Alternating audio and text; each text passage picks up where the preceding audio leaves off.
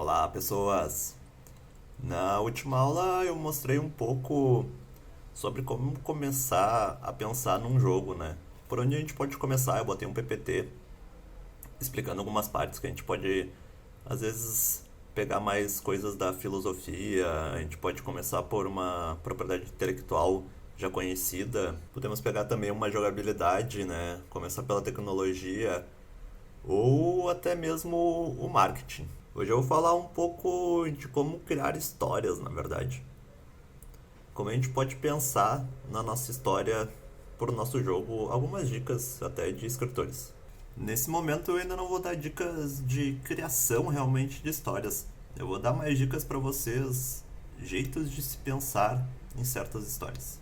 Uma coisa que é bom começar sempre é a gente saber que a gente tem o consciente e o inconsciente. Enquanto o nosso consciente trabalha numa linha de A vai para o B, que vai para o C, né? Uma linha mais linear e racional, o nosso inconsciente trabalha com uma rede de associações. Então, quando a gente está pensando numa ideia, é sempre bom a gente utilizar os dois. Então, a gente vai tentar saber um pouco de como utilizar eles. Uma dica que eu dou então que para o nosso subconsciente funcionar é que a gente precisa alimentar ele. Então, ainda mais nesse momento de pandemia, vejam bastante história, olhem Netflix, né, leiam, olhem um pouco do jornal, apesar que não está tendo muitas informações no momento. Mas procurem datas estranhas, fatos misteriosos, coisas bem diferentes do habitual mesmo. Esse não é um momento de forçar as coisas, pessoas. Não é também procurar coisas para tirar ideias. É mais para ver mesmo as coisas novas, tá? Tentem olhar coisas de outras culturas também. Vejam um filme asiático, né? Algo assim. Normalmente as ideias não vão aparecer enquanto vocês estão olhando alguma coisa, na verdade, né? Vocês podem até ter certas noções de tipo, eu gostei dessa coisa, eu poderia utilizar certas coisas desse filme. Mas o mais importante mesmo é quando a gente está descansando, né? Quando a gente não está pensando em nada, quando a gente vai lavar a louça, tomar um banho. Nesse momento vocês vão começar a ter certas ideias que o cérebro está funcionando por trás, né? Ele está meio desligado, mas ainda sempre está funcionando. Então ele vai associando certas coisas que a gente viu durante o dia, formando cada vez mais ideias. Uma coisa que é muito boa de se fazer é quando a gente for dormir, pensar um pouco sobre essas coisas também. Tipo, o que eu quero resolver, né? Eu quero pensar numa história pro meu jogo? Beleza, vamos pensar um pouco sobre isso. Não é pra passar a noite inteira acordado também. É só pra pensar um pouquinho antes de dormir assim, eu tenho que resolver isso aqui, tenho que fazer certas coisas, né? Como é que tá a minha história? Até onde eu fui até o momento? Pensar antes de dormir ajuda porque o nosso cérebro tem alguns estudos que quando a gente dorme é quando ele associa várias coisas que a gente pensou no dia. Eu percebi isso uma vez até comigo, foi tocando ocarina, que eu comprei uma ocarina do nada assim no pacão lá e comecei a tocar ela, brincando. Depois de um dia inteiro tentando aprender alguma coisa, eu fui dormir, no outro dia eu fui tocar de novo e eu já estava bem melhor. Óbvio que eu não virei um mestre da noite pro dia, né? Mas já estava acertando mais coisas do que errando no dia anterior. Outra dica que eu tenho pra dar é tentar enxergar por outros olhos. Quando tu vê duas pessoas discutindo, tenta entender os dois lados. Realmente olhar pelo lado da pessoa, né? Por que ela pensa desse jeito, né? O que ela tá pensando, na verdade? Não o seu lado da história. Como será que é ser essa criança chorando, né? Por que ela tá chorando? O que ela sente nesse momento? Ou uma senhora alimentando os pombos, né? Por que ela tá lá? O que é a vida dela, né? Como são os amigos dela, por exemplo? Imaginar realmente como é a vida dessa pessoa, né? Por que ela tá ali? O que ela tenta fazer? Quais são os seus objetivos? É bom também tentar entender alguns sentimentos. Quando tiver um sentimento mais súbito, né? Um humor do nada, uma raiva talvez desnecessária, tente parar um pouco naquele momento e entender de onde é que veio isso, né? Por que eu senti isso? O que tá me fazendo sentir essas coisas? Eu sei que parece ser uma coisa meio psicólogo, na verdade, mas como a gente vai criar uma história, a gente tem que entender os personagens, a gente tem que entender o que esse personagem faria nesse momento, né? E não só o que nós faríamos naquele momento.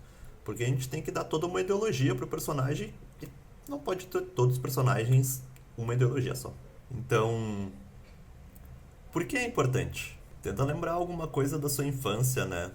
Alguma parte dela. Não precisa ficar forçando esse pensamento. Uma hora vai vir alguma coisa.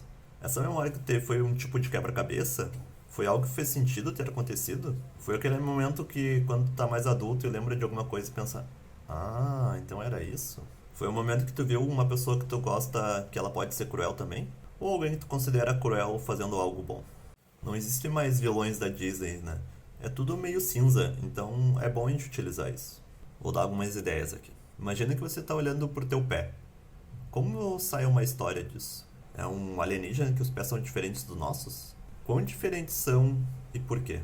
Para responder essa pergunta eu teria que criar toda uma raça de alienígena, né? Como é que ele é, né? Qual é a ideologia dele? Por que ele veio pra cá também?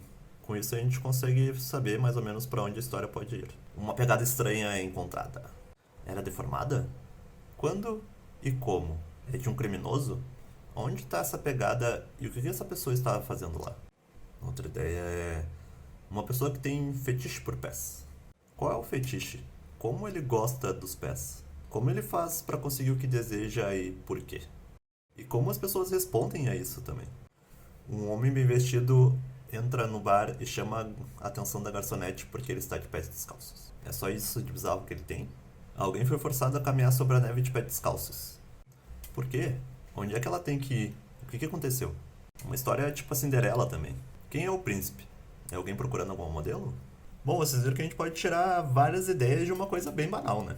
A nossa história tem que ter uma estrutura também. Estrutura é como a história é desenvolvida. Temos que ter a curva de interesse para manter o leitor intrigado. Nossa história, então, não pode ter filler, né? Não pode deixar quem está lendo desinteressado por ela. É sempre bom utilizar o menor tempo necessário para contar nossa história. Então, é bom a gente começar no último momento possível e acabar no momento certo. A gente pode adicionar um apelo emocional e um obstáculo para nossa história. Por que o personagem principal precisa fazer isso? A história, a princípio, não pode ter só coisas boas, né? O nosso personagem tem que sofrer algum conflito. Tomar cuidado também com coincidências, né, pessoas? Coisas que não são plausíveis. O nosso herói não pode estar casualmente andando na floresta, encontrar uma cabana e salvar a princesa. Na história, a gente tem a situação. Situação é a parte da história que normalmente vai levar ao conflito. Exemplo seria uma mulher estar fingindo estar contente com seu papel de subordinada no casamento. Essa seria a situação, mas a gente pode ver que não pode continuar desse jeito e vai levar ao conflito. Temos alguns jeitos de chegar na situação. A gente pode inventar um personagem e procurar algo para ele fazer, ou inventar uma situação e procurar qual personagem seria melhor para enfrentar a situação. Temos o conflito também.